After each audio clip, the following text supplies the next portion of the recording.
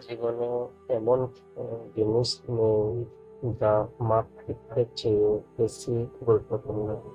ঈশ্বর সর্বোচ্চ থাকতে পারেন না, তাই তিনি মা তৈরি করেছেন। মায়ের ভালোবাসার শক্তি পৃথিবীর যে কোনো শক্তির চেয়ে বেশি।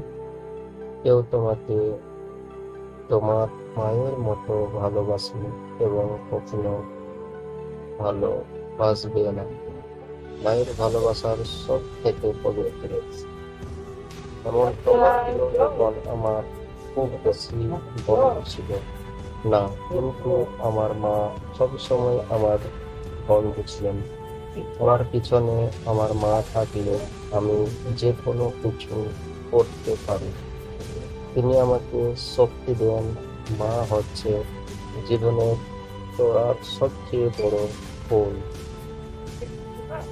মা-বাবা হলো সেই বৃক্ষ যার শীতল ছায়ায় পরিবারের সবার মুখে সুখ শান্তিতে বসবাস করে। পিতা-মাতা এতই মূল্যবান যে তাদেরকে মূল্যবান এই পৃথিবীতে আর কিছুই নেই। বলা হয় যে প্রথম প্রেম কখনো ভোলা যায় না। তারপর মানুষ কোনো মা-বাবার ভালোবাসা ভুলে যায় জানে না।